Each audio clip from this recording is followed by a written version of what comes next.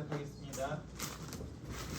이기성 원장님이 너무 강의 잘해주셔가지고 저는 사실 뭔가 그 LDT 같은 것도 이번에 여러분들하고 같이 LDT 1을 들은 것밖에 없고, 림프도 사실 이기성 원장님하고 림프 책 번역하면서 공부를 한 것들이고, 그걸 기반으로 해서 이제 LDT에 대해서 좀 이론적으로 어떤 배경을 가지고 있는지 이해를 하면 좋겠다 싶어서 이제 살펴봤거든요. 사실 이런 게 그 몸으로 배워야 되고 머리로 술기를 이해하면 안 된다고는 하지만, 저는 그 이런 것들을 배우면서 좀 더 술기적인 부분에서도 분명히 촘촘해지는 게 있고, 만약에 거기 이론적인 게 도움이 안 된다면은 모자라서이지 않나 하는 생각을 좀 하기 때문에 그 제가 완벽하게 다 아직 만들지는 못했는데요.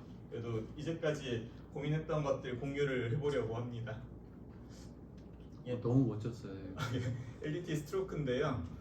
예, 이거 이제 그 제미나이가 만들어준. 예.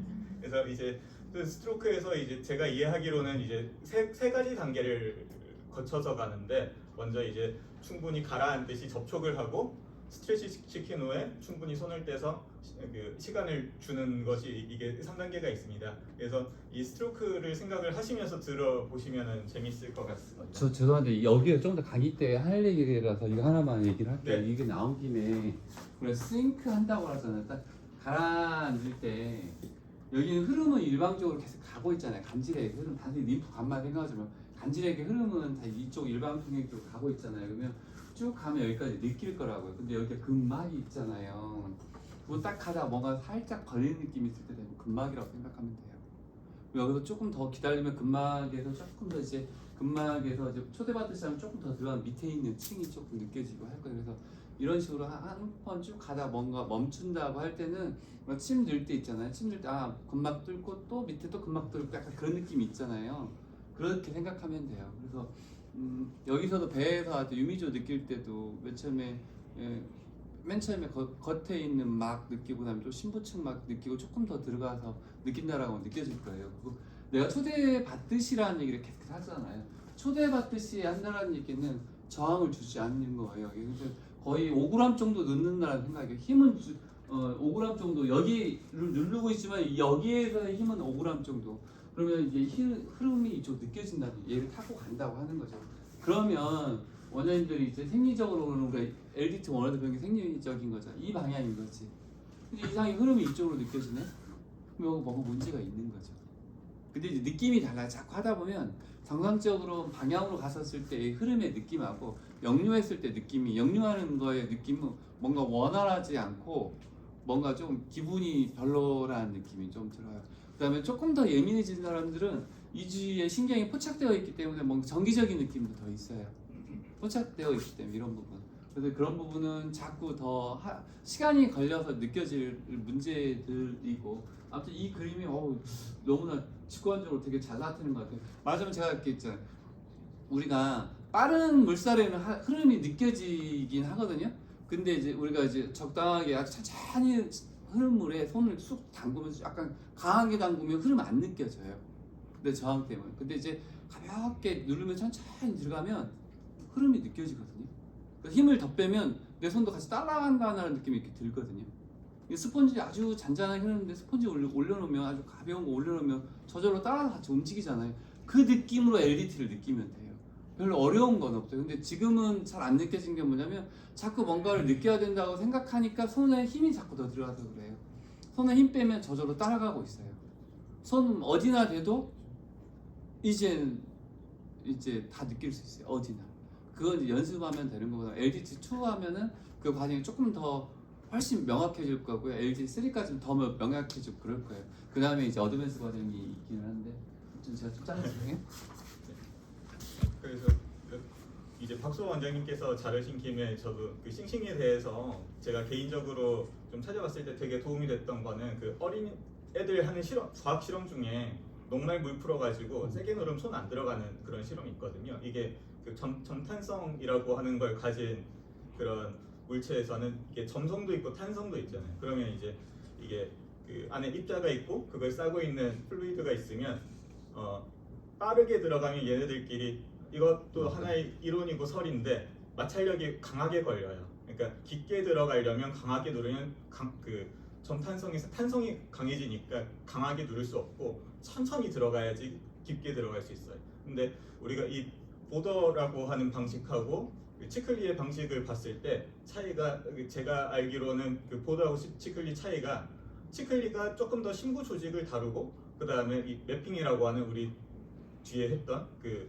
흉터라든지 이런 데서 좀 개별화된 걸 감각으로 찾아간다 이거라고 알고 있었는데, 이제 그렇기 때문에 이제 그 일반 보더식은 조금 더 그 루틴화된 피부의 당김인 거고, 이제 치클리 방식으로 조금 더 저희가 더 하고자 한다면 이런 싱킹하는 과정을 이제 그런 영상 찾아보시면서 좀 그 상상을 하시면 조금 더 힘이 잘 빠질 것 같아요. 네, 그럼 이제 여기까지는 이제 제 탓은 아니니까 이제 지금부터 30분 하도록 하겠습니다. 더 해도 돼요. 더 해도 아, 돼요. 네. 더 해도 돼요. 일단 학습 목표 일단 적어야 돼서, 일단 생리 볼 거고, 해부 생리 볼 거고, 병리 볼 거고, 그 다음에 이거 바탕으로 이제 좀 스트로크의 원리에 대해서는 사실은 그 각자 잘 생각해 보시는 걸로 하면 될 것 같습니다. 먼저 이제 림프계에 대해서 살펴볼 건데요. 이 림프라고 하는 게 왜 생겨났어야 하는지에 대해서 먼저 이야기를 하고 넘어가려고 합니다. 여기 오른쪽에 보이는 게 이제 하이브라는 웹툰이고요. 여기 이 잠자리 같은 거는 한 그 날개 길이가 한 7-80cm 정도 된다고 합니다. 저게 이제 제일 큰 곤충이에요. 그래서 이렇게 거대한 곤충들이 실제로 존재를 할 수 있을까 하는 질문으로 시작을 해보려고 해요. 아마 아시는 분들 많으시겠지만은 이제 이렇게 커다란 곤충이 되려면은 그 대기 중에 산소 농도가 높아야 돼요. 그 산소 농도가 중요한 거고, 실제로 사람처럼 사람보다 큰 저 정도의 저 거대한 곤충은 사실은 그 만들기는 탄생하기는 어려울 거예요. 그 이유가 여러 가지 있겠지만은 이제 곤충의 순환계의 특성 때문인데요. 곤충의 순환계는 여기 이제 등에 보이는 이게 심장입니다. 심장이고, 여기는 이제 혈림프라고 하는 액체에 잠겨 있고요. 그다음에 여기 구멍이 뚫려 있으면 그 기공이라는 구멍을 통해서 이산화탄소 교환을 하는 그런 형식으로 되어 있어요. 그러니까 기본적으로 곤충에서의 그 장기에 대한 이제 물질 교환은 확산을 기반으로 하고 있어요.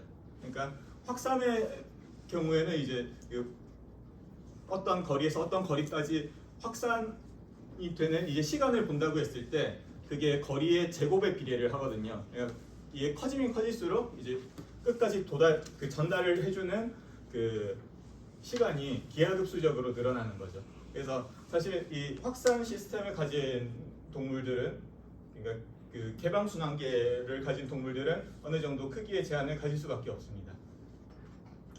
그래서 폐쇄순환계라고 하는 거는 그 아까 이제 이기성 원장님도 말씀하셨다시피 이 관에 들어 있는 거, 그다음에 이게 열려 있으면 개방순환계거든요. 그래서 그 심장에서 이제 폐순환을 하고 전신순환을 하고, 이 과정은 완벽하게 폐쇄되어 있는 순환계잖아요. 그래서 여기서 그 모세혈관에서 주로 물질 교환이 일어나고 대부분은 이제 폐쇄가 되어 있는데 이제 두 가지 방향으로 진화를 할 수 있게 되는 겁니다. 그래서 개방순환계 같은 경우에는 크게 에너지를 쓰지 않고 환경에서도 이제 변화에서도 좀 적응을 잘 할 수 있는 반면에, 이제 그 폐쇄순환계는 좀 더 에너지를 그 밀도 있게 쓸 수 있고 좀 큰 에너지를 쓸 수 있고 이제 이런 그 차이를 가지게 되고, 다만 이런 그 폐쇄된 고압 시스템은 필연적으로 여과액을 만들어내게 됩니다.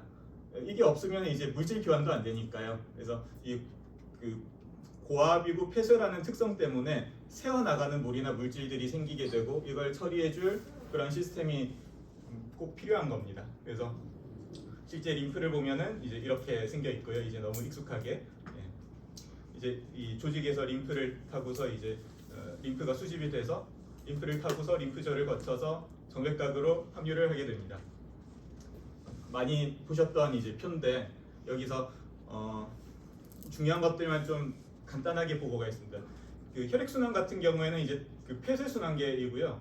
그 계속해서 빙글빙글 도는 순환형인 반면에 림프는 한 방향으로 이동을 하게 됩니다. 조직에서부터 정맥각까지. 그리고 압력 같은 경우에 혈액순환은 고압이고 고속인 반면 림프는 저압이고 저속입니다. 그리고 여기서도 그 펌프 방식도 중요한데 그 개구리라든지 이런 그 어떤 동물들은 림프 심장을 가지고 있는 경우도 있는데요. 이제 우리는 사람만 볼 거니까 그 사람 같은 경우에는 이제 혈액은 심장이 수축을 하고 림프는 림프관 자체가 수축을 합니다. 그리고 이거는 이제 그 정맥도 비슷한 기전을 가지고 있기는 하지만 골격근이라든지 호흡이라든지 이런 것 따라서 보조를 받게 됩니다. 그래서 이걸 이제 내재적 펌프, 이걸 외재적 펌프 이렇게 표현을 할 수 있습니다. 그리고 또 중요한 게 개방순환계인데 왜 개방순환계만 이제 이렇게 해놨냐면 이게 계속해서 이제 말씀을 해주시는 것처럼 저도 여기서 그 손으로 느끼고 뭔가 말로써 전달을 할 때 이 개방순환계라는 특성이 제일 중요하다고 생각을 했거든요. 왜냐하면 우리가 한의사다 보니까 맥을 짚는 것에 굉장히 익숙해져 있고 맥이라고 하는 시스템에 굉장히 익숙하단 말이에요. 그래서 림프라고 했을 때 저도 이 강의를 듣기 전에는 뭔가 박동을 생각을 했어요. 이 펄스를 생각을 한 건데 실제로는 이제 강사분도 웨이브라고 하잖아요. 웨이브랑 펄스 차이가 그 펄스는 관이 있는 거고 관을 때리는 게 펄스고 웨이브는 원래 그 웨이브라고 흔드는 거잖아요. 그래서 웨이브는 그냥 파동인 거고요. 그래서 이게 열려 있는 조직액의 바다 같은 느낌이라고 생각을 했고, 그래서 이 개방순환계라는 게 이제 그런 의미입니다. 그러니까 이거를 이제 뭔가 그 관의 느낌을 느끼려고 하면은 오히려 좀 잘 안 느껴지는 것 같습니다. 다만 뭐 치클리는 림파치온 느낀다니까 이제 뭐 그런 것들은 관의 느낌이기는 하겠지만 저는 아직 그거는 잘 모르겠습니다. 그래서 이제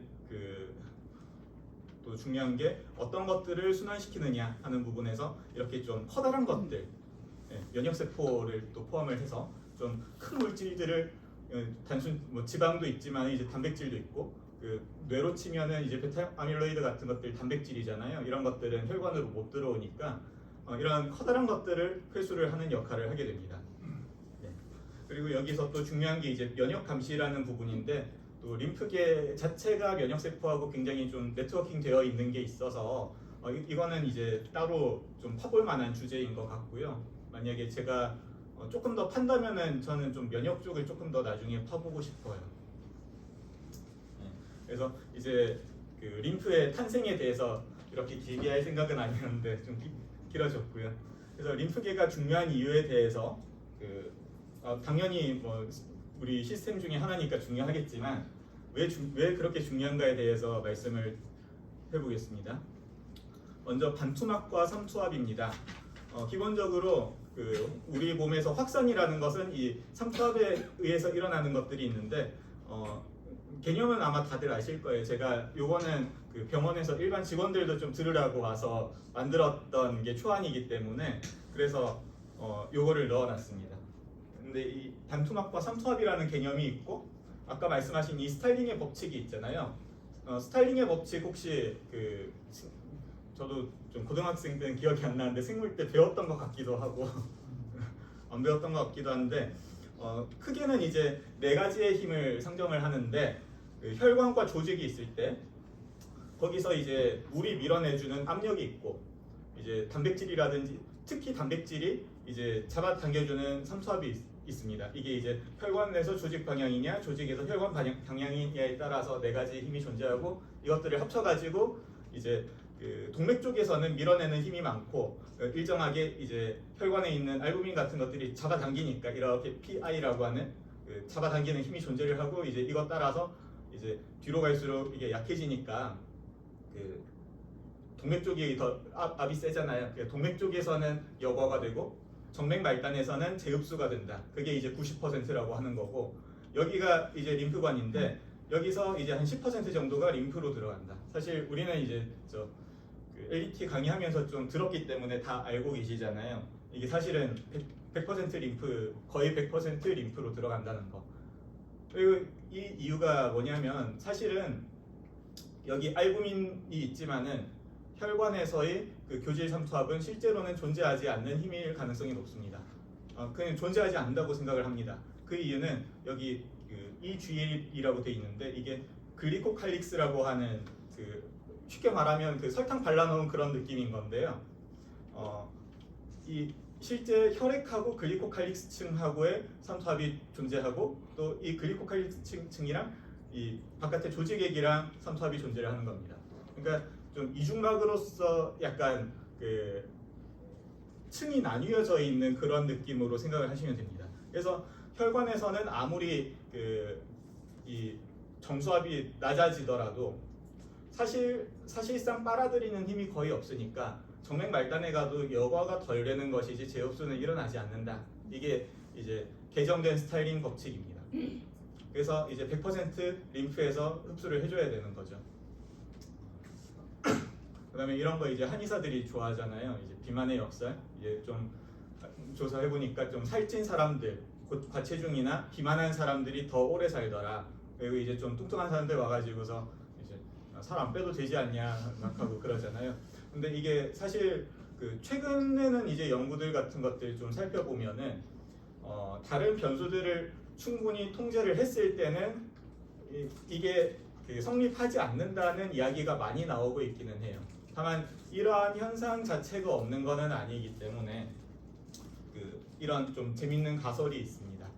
이게 이러한 이제 비만의 역설을 설명을 하기 위해서 혹시 팝스라고 들어보셨을까요?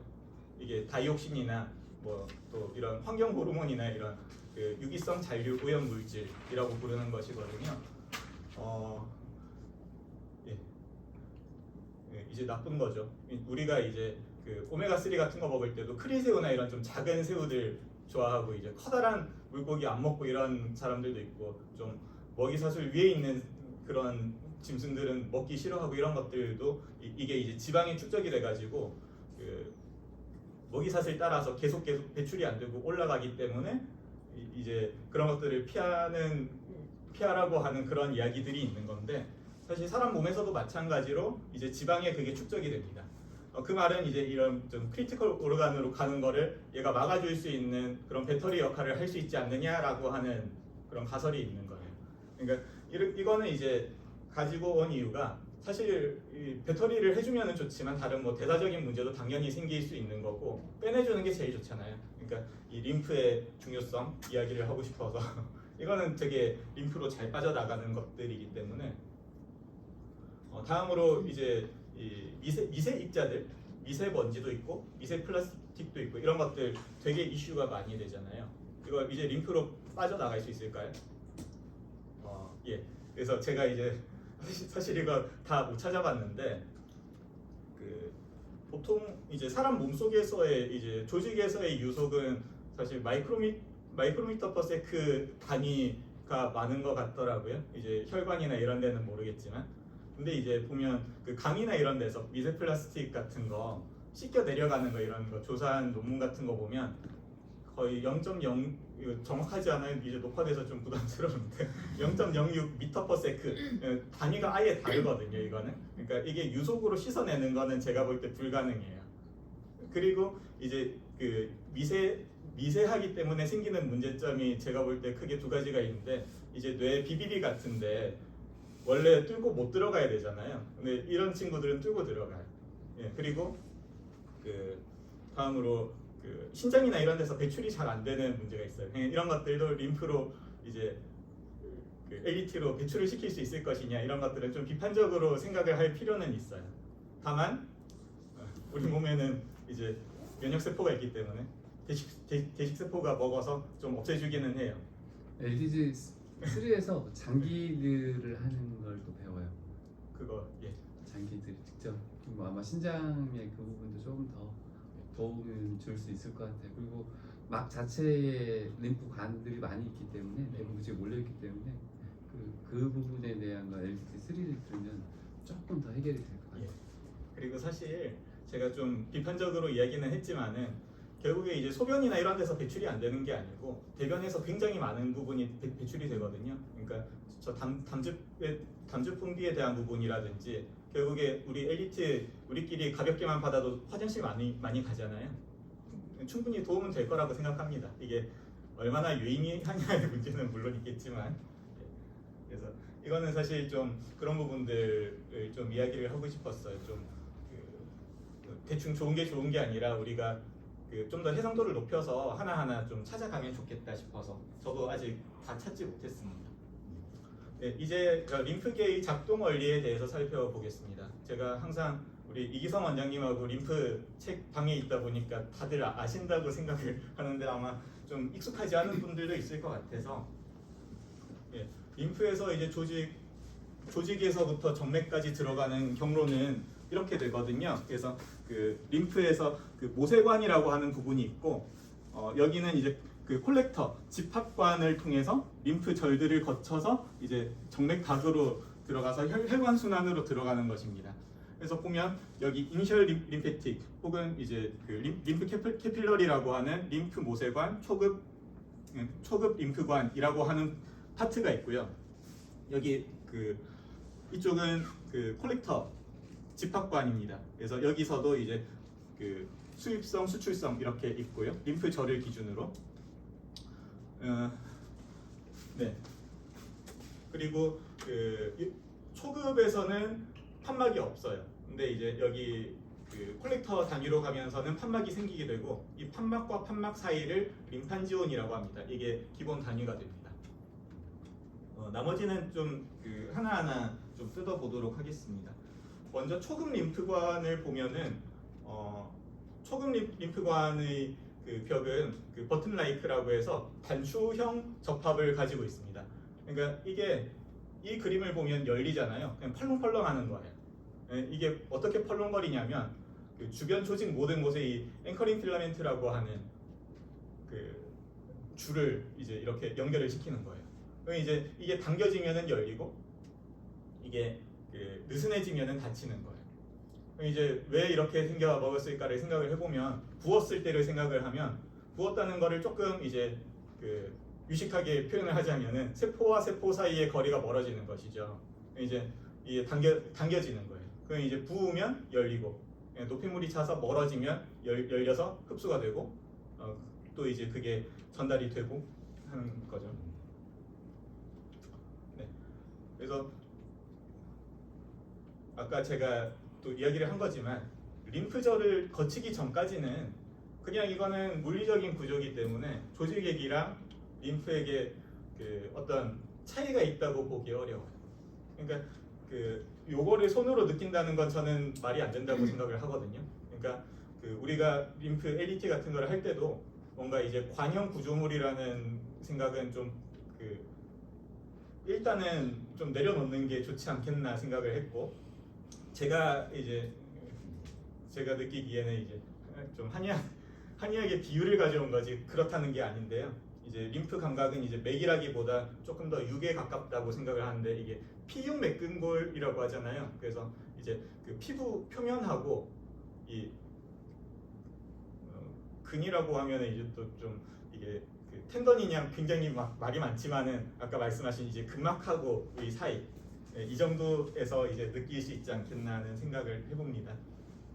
그래서 그 이 웨이브 파도 이거는 이제 관이 없죠. 근데 이제 맥이라고 하는 거는 원래 이런 지류를 이야기를 하는 거고 강이 흐르면 이렇게 갈라지는 거 이거를 가지고 이제 맥이라고 표현을 한 거예요. 그래서 이런 맥이라고 하는 거는 폐쇄순환계 그다음에 이런 그 그냥 플루이드나 웨이브 뭐 이런 것들은 개방순환계의 표현이 아닌가 생각을 합니다. 이 부분은 이제 우리 이기성 원장님께서 잘 해주실 수 있습니다. 네, 이렇게 초급 림프관과 그 조직액의 부분을 살펴봤고 거기서 이제 그 정맥까지 보내줘야 되잖아요. 그래서 이제 그 부분은 이제 이렇게 판막이 있는 림판지온 부분으로 넘어갑니다. 그 혈관의 생리하고도 비슷한데요. 이게 그 크게 생각해야 될 힘은 두 가지가 있어요. 이제 이렇게 관이 있으면 관에 대해서 수직으로 작용을 하는 그런 힘이 있고 넘어갔네. 그다음에 이 슈어 스트레스라고 부르는 그 전달 능력이라고 하는 힘이 있어요. 그러니까 그 벽이 있으면 관이 이렇게 커지는 방향으로의 힘이 있고 이 액체가 흐르면서 내피세포를 쓸고 가는 이 자극이 있는 거예요. 이제 그 이게 커지면 어떤 일이 생겨나냐면 그 여기 근육이 있잖아요. 이 근육으로 칼슘이 유입이 되면서 수축을 하게 되고 쓸고 가면은 어떤 일이 생기게 되냐면 여기에 NOS라고 하는 게 있거든요. 이제 그 산화질소라고 하는 게 이제 만들어지는 거죠. 내피세포에서 내피세포의 NOS에서 NO를 만들어 줄 수 있고 그게 이제 혈관을 이완을 시키게 됩니다. 그래서 수축과 이완을 이런 식으로 만들어 주게 되고 이러한 기전에 따라서 일정한 박동을 가지게 됩니다. 한 분절은 이제 짜고 있고 이게 몇 분절인지는 알 수 없지만 어딘가는 짜고 있고 어딘가는 이완이 되는 거죠. 이런 리듬이 기본적으로 존재를 하고 이걸 이제 림판지온의 리듬이라고 해서 뭐 1분에 10회였나요? 이제 뭐 그 정도로 이제 이야기를 하게 되고 이제 우리가 손으로서 이제 림프의 흐름을 만들어 주는 거는 일종의 좀 기타줄이나 고무줄을 튕기는 것과 비슷한 그런 시동 걸어주는 역할을 할 수가 있게 되는 거죠. 왜냐하면은 이런 식으로 자기가 알아서 계속해서 서로 율동을 만들어내는 시스템이니까요. 다음으로 이제 외인성 림프 펌프인데 사실 이거는 분명히 존재를 하는 힘인데 LDT 할 때는 거의 림판 지원에만 말씀을 하셔서 그런 부분은 좀 아쉬웠는데 근육이 짜줄 수도 있고 그게 골격근 펌프고 우리 이제 잘 아는 이제 바른 제2의 심장이라고 하면서 이제 종아리 근육 이야기 하잖아요. 이런 식으로 근육이 직접 짜주기도 하고 호흡을 하면서 이제 흉곽이나 복강이 커졌다 작아졌다 하면서 이제 당겨왔다 밀어냈다 하면서 그 펌프를 만들어내기도 하고 동맥이랑 같이 이동을 하면서 동맥 박동을 어느 정도 좀 빌려와서 그 힘을 빌려와서 박동에 사용을 하기도 합니다. 아니면 이제 외부의 압박 우리가 이제 하는 그런 수기요법들 같은 것들도 있고 아니면 이제 다리 진짜 많이 붓는 사람들 탄력 스타킹 신는 것처럼 이제 그런 방식으로 힘을 만들어 줄 수도 있습니다. 다음으로 이제 림프절인데 사실 림프절은 LDT1에서는 제가 느끼기로는 크게 중요하지는 않았던 것 같은데 림프절은 이제 이게 혈관으로 넣어주는 거잖아요. 그냥 우리가 주사를 할 때도 그 정맥 잡아서 주사하는 거 되게 무서운 거잖아요. 그러니까 이거를 좀 해가 없게 걸러주는 역할을 해야 되고 그래서 이제 이런 식으로 굉장히 좀 복잡하게 되어 있습니다. 그래서 여기서 그 면역세포를 받아오기 위해서 이 HEV라고 하는 이런 혈관 구조가 있고 여기서 면역세포들이 나와서 각자 방이 있어요. 또 방에 가가지고서 항체를 만들기도 하고 T세포를 훈련시키기도 하고 이제 이런 역할을 하게 됩니다. 그래서 기본적으로는 이 방어와 여과 기능을 한다고 생각을 하시면 되겠습니다. 다만 이게 이렇게만 쓰면은 너무 좀 단순하게 여겨지니까 이제 사실은 이제 이런 것들 이제 적응 면역을 시키거나 이제 우리 공독 같은 거 놓을 때도 피부에 놓잖아요. 이제 그럼 조직에서 림프 타고 가서 이제 림프절에 보고가 돼가지고서 이제 거기 맞는 항체를 만들거나 이런 역할을 하게 되는 건데 이런 적응 면역의 계시자가 되기도 하고 또 이게 중요한 건데요. 림프라는 게 이제 굉장히 다양한 화학 물질들의 네트워크잖아요. 이제 그거를 이제 그런 정보의 허브로서 작용을 할 수도 있습니다. 예, 여기까지가 림프의 좀 생리적인 부분이었고 이제 그러면 림프가 문제가 돼서 림프에 병리가 생겼다라는 게 어떤 상태냐 하는 거를 좀 이야기를 해보겠습니다. 여기서도 좀 디테일하게 들어가면은 좀 잘 틀린 부분이 있을 수도 있지만 뭐 그런 것들은 같이 공부해 나가는 걸로 하고요. 제일 중요한 게 수송 용량과 림프 부하라는 것인데 수송 용량이라는 건 이 림프가 처리를 할 수 있는 양을 이야기를 하는 거고요. 림프 부하는 림프가 처리를 해야 하는 양을 말하는 겁니다. 그래서 림프계가 처리해야 하는 부하에서 대표적인 게 물이랑 단백질 부하가 있습니다. 그래서 이제 병적 상태라는 거는 내 림프가 가진 처리 능력보다 처리해야 할 양이 많으면 림프에 뭔가 문제가 있다라고 이야기를 하는 겁니다.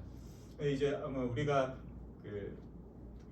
임상에서 보게 될 사람들이 막 진짜로 막 림프 부종이나 이런 사람들까지는 케어하기가 아마 힘들 거고 어느 정도 생리적인데 기능이 떨어진 사람들 대상으로 일단은 많이 하게 될 텐데 그럴 때는 이제 좀 엄밀하게는 이 병리로 분류하는 게 좀 어렵거나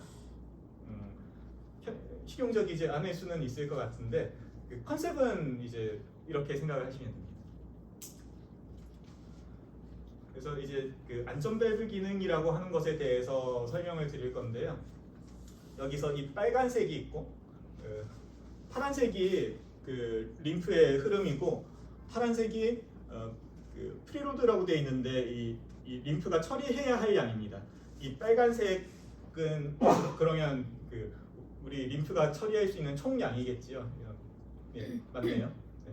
그래서 그 처리해야 할 양이 적을 때는 이제 부하가 늘어남에 따라서 림프의 흐름도 같이 늘어나서 대응을 해주는데요. 이걸 이제 넘어서게 되면은 이만큼 처리하지 못한 것들이 생기게 됩니다. 그래서 이게 일반적인 흐름의 양이 이 정도라고 하면은 보통 그 10배까지는 늘어날 수 있다고 이야기를 해요. 이제 평상시에 이제 이런 그 캐파시티에 비해서. 그래서 이만큼 남아 있는 이 양을 안전 밸브라고 합니다. 그래서 우리가 조금 더 근골격계를 많이 하니까 보통은 이제 그 초음파 하면은 그 리세스라고 하는 부분이 건절광 내에 물이 차서 압이 너무 차면은 안 되니까 이제 평소에 안 보이다가 물이 차면은 새어 나오잖아요. 좀 이런 거랑 기능적으로 비슷한 이야기라고 생각을 하면 되겠습니다. 다만 이건 물리적인 게 아니라 펌핑 능력이라고 보시면 되고요. 그래서 이제 그 경리를 볼 때 이건 그냥 제가 임의로 일단은 해놨는데 그 뭐 신장이라든지 뭐 이런 부분들 보면 보통 신장이나 심장이나 이런 거 보면 그 장기 자체의 문제하고 장기 전의 문제하고 장기 다음의 문제하고 이렇게 나눠서 생각을 하잖아요. 여기서도 똑같이 생각을 하면 될 것 같아요. 그래서 림프 전 부하가 너무 늘어나는 경우가 있고 림프 후 요인, 그러니까 여기서는 특정 림프에 있어서 림프절에서 많이 막혔다든지 뭐 종양 같은 게 생겨서 막혔다든지 그 사상충 같은 게 들어가서 막았다든지 아니면은 결국에 정맥으로 가니까 정맥압이 너무 높아져 있다든지 뭐 이런 부분이 있을 수 있겠고, 림프전은 이제 그 조직액이 너무 딱딱해져 있다든지 굳어 있다든지 그 결화되어 있다고 우리 표현을 하잖아요. 아니면 처리해야 할 조직액 양 자체가 너무 많다든지 아니면 이제 그 탈수 같은 것도 좀 영향이 있을 수 있고요. 왜냐면은 그 면역세포도 그렇고 단백질도 그렇고 물이랑 같이 이동을 해야 되는데 물이 너무 없으면 이동을 못하니까 이런 게 이제 림프 전의 상태이고, 림프 자체의 문제는 이제 내재근이 펌핑을 잘 못해주거나 이제 림프가 확 퍼져버리거나 이런 것들입니다. 판막 문제도 있겠죠. 그래서 이제 이렇게 생각을 하면은 아마 그 이해를 굉장히 좀 그 책을 번역해 보니까 좀 책이 복잡한 것 같아요. 그래서 그 림프에 병이 생기는 걸 이런 식으로 나눠서 생각을 하면은 조금 공부하기가 편할 것 같아요. 그래서 이제 조직액의 증가를 먼저 살펴볼 건데요. 조직으로 그 물이 많이 새어 나오면은 처리해야 할 양이 많아지니까 이렇게 생각을 할 수 있겠죠. 이제 정수압 자체가 증가해서 여과가 많이 된다. 아니면 이 혈관 투과성, 여기 사이 벽이 넓어져 가지고 속에서 빠져나온다. 이런 것들이 있을 수 있겠죠. 그래서 정수압이 증가하는 건 이렇게 심부전, 정맥부전 이런 식으로 이제 이 뒤쪽에서 늘어나는 거고요. 고혈압은 어떨까요? 고혈압이면 이게 늘어날까요? 예. 예, 안 늘어나니까 넣어놨는데 이게 그 동맥이 있고 세동맥이 있잖아요. 그럼 이제 사실 고혈압에서는 모세혈관 보호하기 위해서 어느 정도 저 세동맥에서 좀 수축을 해주거든요. 그렇게 그 유입량을 조절을 해주기 때문에 고혈압에서는 그렇게 늘어나진 않습니다. 물론 완전히 망가지면은 모르겠지만, 그럼 이제 고혈압 환자가 왔을 때 이거를 신경을 안 써도 될까요? 그거는 또 아닌 게 우리 칼슘 채널 차단제 같은 거 먹잖아요. 그게 이제 칼슘 막아주는 거니까 이완시키잖아요. 세동맥도 이완시켜서 그 경우에는 늘어나요. 네. 이제 이런 것들도 있고, 사실 제 생각에 이게 한의원 오는 사람한테 중요할 것 같지는 않고요. 네. 우리한테 더 중요한 거는 이거죠, 사실은. 혈관 투과성이 늘어나는 건 기본적으로 염증이고, 아까 봤던 이 글리코칼릭스층이 손상이 될 수도 있는데, 이 손상시키는 대표적인 게 당뇨예요. 그 최종 당화산물이 이거 어느 정도 깎아낼 수 있기 때문에 이런 경우가 있을 수 있습니다. 그래서 혈관 투과성이 저는 더 중요하다고 생각을 하는 이유 중에 또 하나는 요거는 이제 삼출이고요. 압이 높아져 가지고 빠져나오는 거고, 아닌가? 이게 압이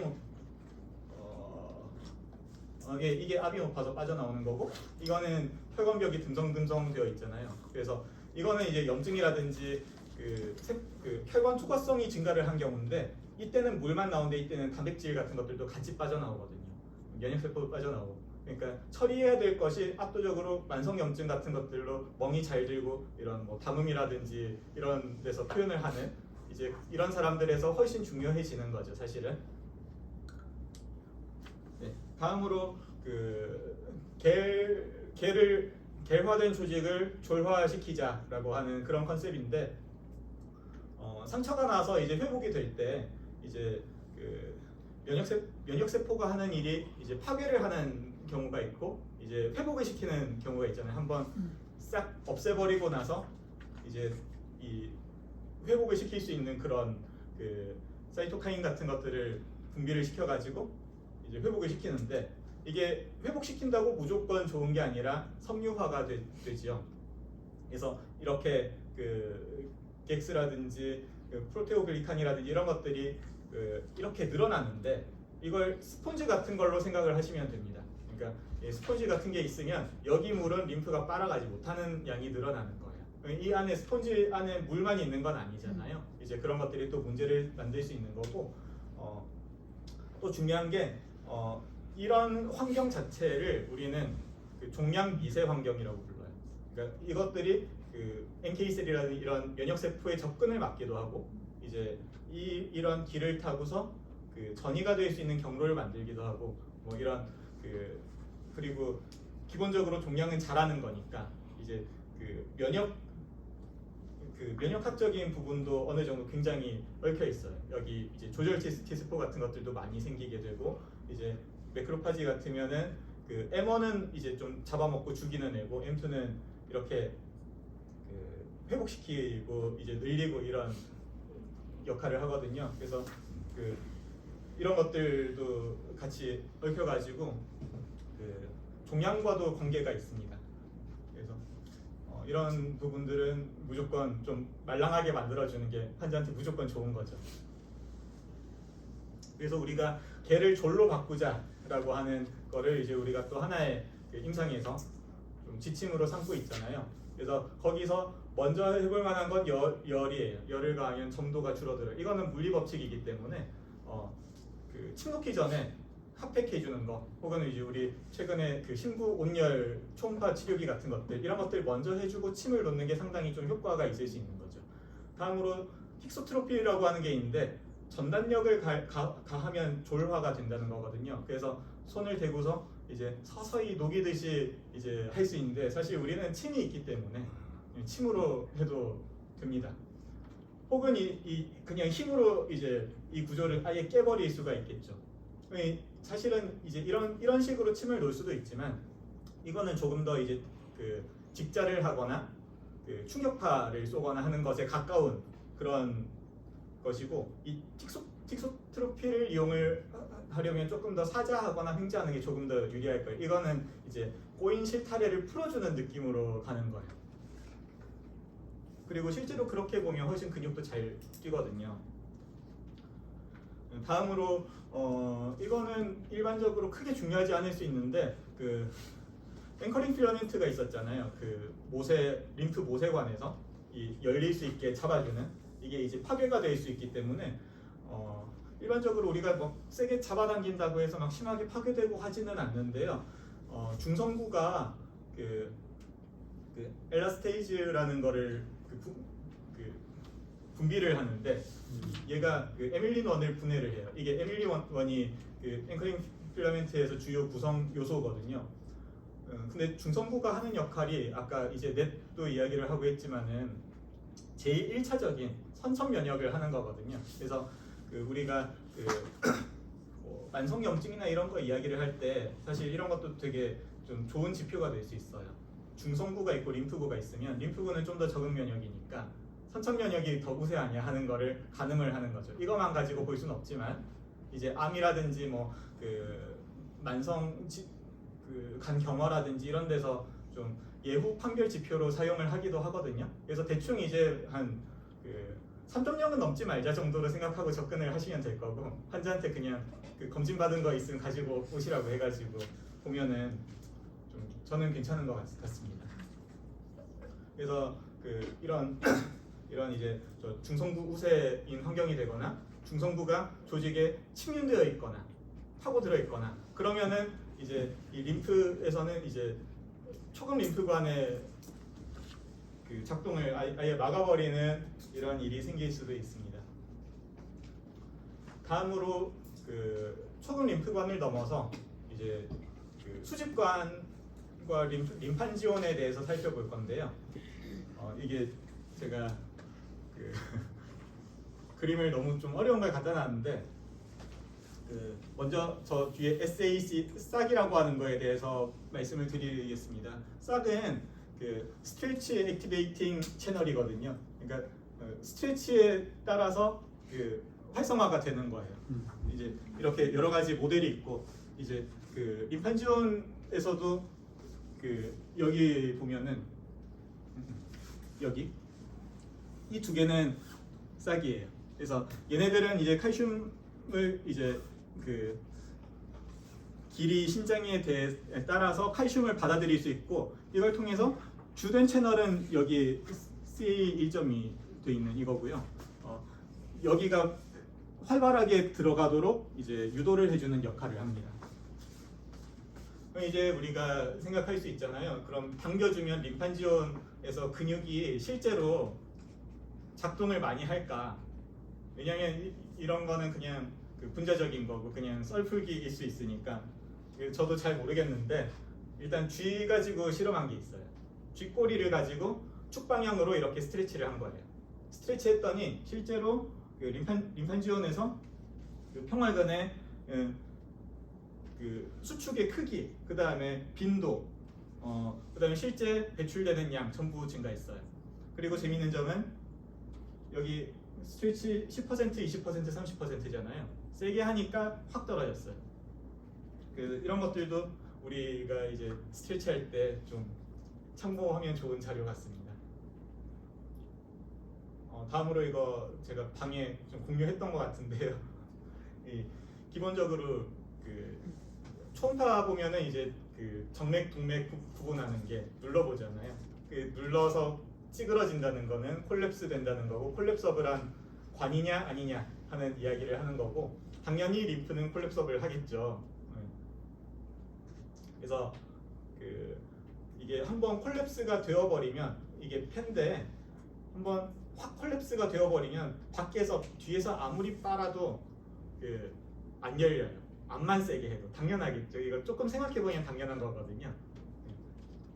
그래서 이때는 이제 외부 압력에 대해서만 해야 돼. 그냥 암만 이제 그 내가 그 스트레치를 잘한다고 하더라도 이 관이 아예 콜랩스 될 정도로 좀 그 무신경하게 들어가 버리면 좀 그 이런 수기가 의미가 없을 수도 있겠다 하는 생각을 합니다. 다음으로 또 림판 지원 이야기 계속 이어서 가는 겁니다. 이거는 아까 안전 밸브 기전하고 관계가 되는 건데요. 그 프랑크 스타일링 법칙은 그 아시죠? 이게 심장에서 있는 건데, 심장에서 유입량이 많아지면은 더 강하게 짠다는 거거든요. 이게 당연히 림판 지원에서도 적용이 됩니다. 사실 당연한 건 아닌데 그것까지 하면은 더 해야 될 것 같아서 여기서도 이제 프랑크 스타일링 법칙이 작용을 하고, 다만 이 라플라스의 법칙이라고 하는 게 있어요. 벽의 장력은 이 반지름과 압력의 곱의 비례를 합니다. 그러니까 그 여기서 벽의 장력이라고 하는 건 그 림프가 짜줘야 될 힘이라는 뜻이거든요. 이걸 이기고 짜내야 되는 거기 때문에 이게 늘어나면은 그만큼 더 강하게 짜야 되고, 또 한 가지 더 생각해야 될 게 그 벽 두께입니다. 이게 늘어났는데 당연히 벽 두께가 똑같을 수는 없잖아요. 이게 얇아지고 좀 작용도 잘 안 되게 되는데, 이게 늘어나면 어느 순간은 확 꺾이는 시점이 오는 거예요. 그래서 그 무조건 강해지는 건 아니고 이게 대체로 일반적인 흐름의 10배 정도까지는 강해질 수 있다라고 하는 겁니다. 그래서 여기서 이제 NO에 대해서 이야기를 하겠는데요. 사실 NO 제가 막 저격은 아닌데 NO 약침이나 막 이런 제재 같은 것들 많이 하잖아요. 이게 무조건 좋은 거는 아니라는 거죠. 그래서 아까 제가 이 NOS 말씀을 드렸는데 여기서 이가 엔도텔린이고 여기서 내 피를 긁어서 나오는 그런 NOS는 굉장히 소량이에요. 작게 아주 세밀하게 조절을 하는데 이 INOS는 이제 면역 세포거든요. 그러니까 여기 칼빈 강도가 들어왔으니까 빨리 문 다 열어야 되니까 그냥 확 나오는 거예요. 그래서 이거는 그냥 폭발하듯이 나오는 건데 감염이나 이런 데서 이제 폭발적으로 NO가 생기게 되면은 이제 림프관이나 혈관 기능을 방해할 수 있습니다. 이제 아까 라플라스의 법칙과 또 한 가지 더 봐야 될 게 이거거든요. 판막이에요. 이게 늘어나면 판막이 역류를 막잖아요. 이제 이렇게 되어 있는데 얘도 이제 여기까지는 되겠죠. 근데 이렇게 되면은 안 될 거 아니에요. 그 이야기를 하는 겁니다. 그래서 너무 확장시키는 것도 좋지는 않다. 그리고 한번 이게 늘어나서 판막이 고장나면 이 림프관은 이제 다시 원래대로 돌아가는 게 쉽지는 않을 것이고, 다만 우리가 LDT 하면서는 어느 정도 좀 효과가 이런 부분에 있어서는 효과가 있지 않겠나 하고 생각을 합니다. 그냥 우리가 림프관 안에 액체를 밀어주는 역할도 분명히 하니까. 다음으로 마지막으로는 이제 후부하의 증가인데요. 여기서는 다음 림판지움 분절이 있겠고 림프절이 있겠고 정맥각이 있겠습니다. 이거 제가 빼먹었네요. 그래서 앞에서 아까처럼 뭐 판막 부전이 생겼다든지 경련이 생겼다든지 아니면 다리 중력 때문에 이제 밀어내기 힘들어진다든지 이런 경우가 있을 수 있겠습니다. 그리고 최종적으로 림프절에서도 어느 정도 좀 비슷하게 가는데, 림프절까지는 일반적으로는 한의원에 오는 환자들은 림프관하고 유사하게 봐도 된다고 생각을 하거든요. 이제 여기가 이제 이런 것들이 올 정도면은 사실은 잘 안 올 것 같아서. 그래서 다음으로 한번 또 생각해 볼 거는 이제 정맥각에서 이제 후부하가 생길 수 있는데, 사실 여기서도 어느 정도 좀 진짜로 여기가 막힌다고 하는 거는 림프만 문제가 아니라 뭔가 보면 뭐가 문제가 생겼다는 거라서 그렇긴 하지만은 조금이라도 올라가면 막히지 않을까 하는 생각에서 좀 조사를 해본 것들입니다. 이런 것들이거든요. 이제 심장이거나 폐거나 정맥이거나 뭐 이런 것들 때문에 아니 전신성 체액 과다로 높아지거나, 그래서 이러한 요인들로 정맥압이 높아질 수 있습니다. 그 정맥압 어떻게 재는지 혹시 아실까요? 혈압계로 재는 거 아니거든요. 이게 중심 정맥압이라고 하는 게 있는데, 이 중심 정맥압이 흉관보다 높으면은 림프가 배출이 안 될 거잖아요.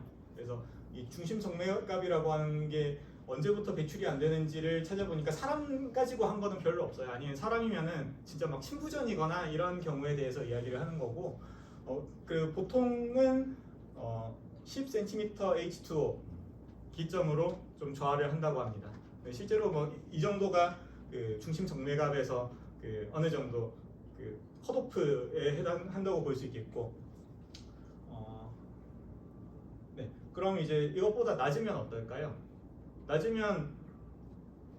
낮더라도 그냥 예를 들어서 한 8이나 9 정도 돼. 그러면은 저하가 될까요? 이거는 알 수 없는 거예요. 왜 그러냐면 이거 넘어서면서는 아까 보여드렸던 안전밸브를 넘어설 가능성이 높다는 거거든요. 이 전까지는 안전밸브 기능이 잘 작동을 해가지고 잘 짜주고 있을 수도 있고 오히려 배출이 잘 되고 있을 수도 있고, 이거는 사실은 케이스 바이 케이스가 되는 겁니다. 사실 뭐 크게 우리가 LDT 하는 데 있어서는 크게 중요하지 않을 수 있다. 네, 이렇게 됩니다. 흉골에서 스터넘 앵글 있잖아요. 여기서 경정맥 따라서 45도 정도 눕히면 각도는 별로 중요하지 않습니다. 수직하게 높이를 재면 됩니다.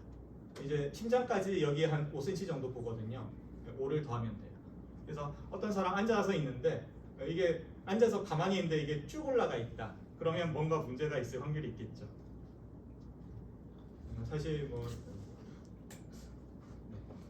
1차 의료에서는 크게 중요하지 않을 수 있을 것 같습니다만 뭐 알아서 나쁠 건 없으니까.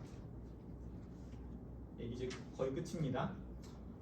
그래서 이 림프가 고장났을 때의 문제가 이제 림프 부종인 거고, 림프 부종은 사실은 그 파트를 따로 떼야 될 것 같은데 아마 우리 저 박수호 원장님이라든지 그 림프 부종에 대한 책은 따로 번역을 또 하기로 했으니까 이제 또 그거 하면서 좀 기회가 되거나 좀 공유하면 좋겠다 싶을 때 같이 보면은 좋을 것 같습니다. 사실 림프 부종은 관리하려면 그 1차 의료기관에서는 안 될 것 같아요.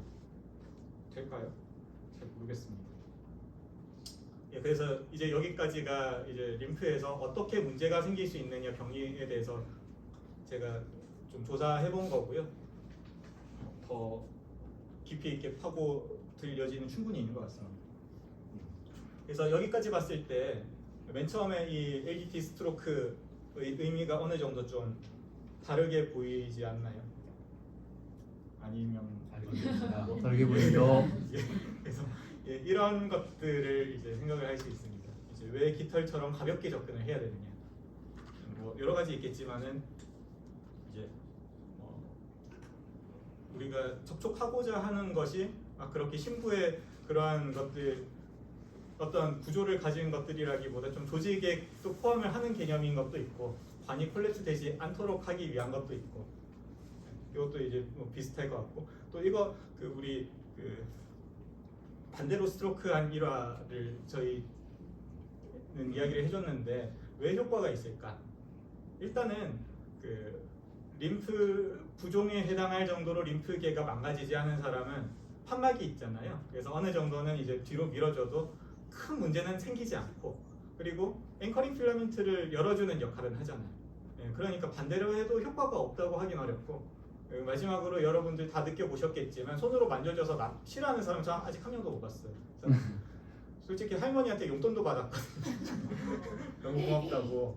그래서 이제 이런 부분이 있고 그 다음에 왜 따라가야 될까? 그냥 처음부터 이 밀대로 밀듯이 줄줄줄줄 밀어서 가면은 빠져나가지 않을까? 이런 것도 생각을 할 수 있겠죠. 이거는 이제 1번하고도 좀 연관이 되는 이야기가 되겠고 또 이게 아까 보셨다시피 림판지원이라는 게 늘어났다 수축했다 하면서 이 박자가 있잖아요. 이제 이렇게 제가 박수를 칠 때 이제 이쪽에서 올 때 쳐야지 이렇게는 칠 수가 없잖아요. 이제 비슷한 거라고 생각을 합니다. 그리고 왜 근위부에서 시작해야 되는가? 왜냐하면 근위부가 막히면 그 막혀 있는 근위부 자체가 그 다음 분절에 애프터로드가 되니까 당연히 근위부부터 풀어서 가는 게 맞는 거죠. 그 다음에 릴리즈하고 손을 완전히 떼지 않거나 아니면 그 동일한 부위에 한 번 더 스트로크를 하면 어떻게 될까? 큰 문제는 없겠지만 우리가 하려는 거는 액을 밀어주는 게 아니라 시동 걸어주는 것에 더 가깝잖아요. 그러니까 밀어주고 움직일 시간을 주는 거죠. 이게 이제 이 릴리즈의 의미라고 생각을 합니다. 여기서 이제 조금 더 이제 생각할 것들이 있을 것 같은데 모르겠고요. 다음으로 그 우리 약침 놓을 때 우리 저는 개인적으로 그 추출 약침 많이 안 써봤거든요.